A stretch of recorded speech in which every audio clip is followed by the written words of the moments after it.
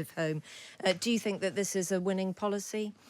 I don't think the Conservative Party can win the next general election, which we now, I think, pretty well know is going to be on the 4th of July. But obviously the hope from the Prime Minister is that he can limit the losses, that he can put Labour on the back foot by what is a surprise announcement.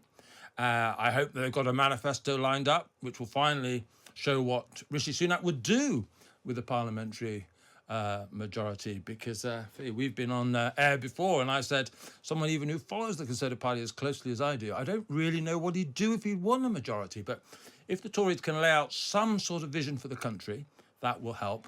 But much, much, much more importantly, voters aren't going to suddenly fall in love with the Conservative Party again. After 14 long, divided, controversial years, I think people want to change. But this isn't a referendum on the Conservative Party, it's a choice. Do you want the Conservatives in power or do you want the Labour in power?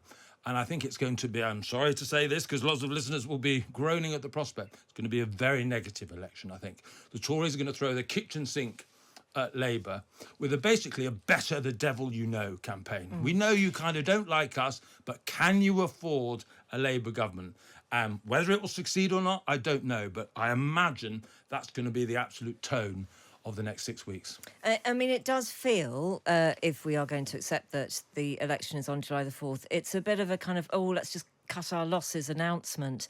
And one thing that we've been talking about on Times Radio is the fact that you then miss the party conferences, which could have been fantastic for Labour. I mean, almost like a kind of valedictory conference before going to the electorate. And for the Conservative Party, it could have looked dreadful, couldn't it? You would have the Liz Truss breakaway event going on. You would have the Penny Mordaunt shrine being erected. You know, we could have seen some real mucky entrails. Every speech would have been seen like as a leadership audition for not the general election, but the Tory leadership election. I think, though, what really has made the difference for you in the last few weeks is I think Downing Street has realised, whether it's the story in the Times of a Tory MP ringing up at 3 a.m. in the morning asking for £5,000 because he's been kidnapped by bad people, whether it's the speculation before Prime Minister's Question Time that another Tory MP is going to defect, whether it's just the general drumbeat of negative news. Rishi Sunak's hope has always been play it long, wait for something good to turn up that might, transform the Tory fortunes. I think the penny has finally dropped. That much, much more likely than that sort of miracle gift from heaven arriving, much more likely is this drumbeat of negativity was going to keep the Tory vote being, eroding in the polls. And so they've decided to stop the bleeding and go for an election now. Right, OK. Just behind me in Downing Street, we understand that they have been told about what is likely to come next. And you can tell from the number of journalists down here, broadcasters, photographers, that something was up. There's been something in the air all day here in Westminster, but we're expecting to find out very shortly exactly what that is. Kate, have you got time for a quick chat, or do you need to Zoom somewhere? I just wanted to ask you a question, actually. Tim was talking about how dirty this election is going to be by comparison to elections that you and I will have known and loved before. What are your thoughts on that?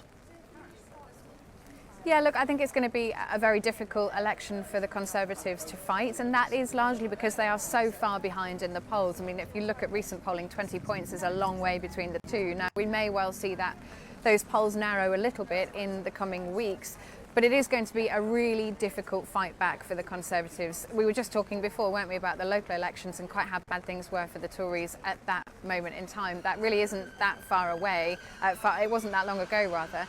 And those campaigners, many of whom would have lost their council seats, are now going to have to turn out and pound the streets for the Tories to win the next election. That's going to be really difficult. And I think we've had a flavour over the last couple of weeks of where that campaign is likely to go. There is a desire from the Tories to find those wedge issues, the splits between Labour and the Conservatives, and really play them up. Some of those are on defence and security, for example.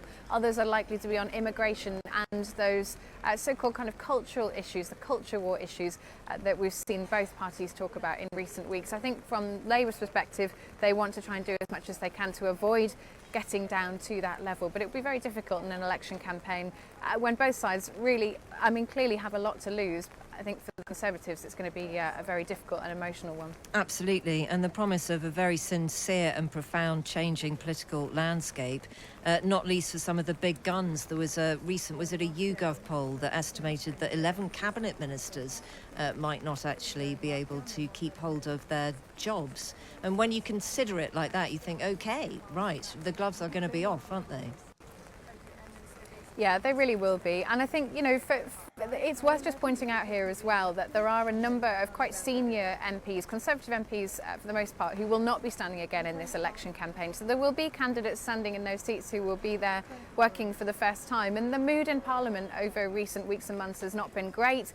Those local elections didn't help. I think all MPs will go into this campaign feeling a bit frustrated, actually, largely because the Prime Minister had promised them that they were not going to have to fight a summer election campaign, even given advisors and staffers the permission to take holiday. Obviously that has now changed, as all things can in politics, but so much of campaigning is about mood and morale, and I think the Prime Minister will have to do quite a lot with whatever he's about to say to really get his team excited about what comes next. For Labour, I mean, they've been grinning all day long in Parliament. They've been calling for an election for a long time. They say they're ready. They say their manifesto was ready for an election in May. I think the reality is they'll probably need to do a little bit of honing of that. We saw some of that last week with Keir Starmer's first 6 steps, but they are certainly up for the challenge and up for the fight, and that is a party really enthused about going out on the doorstep and selling itself.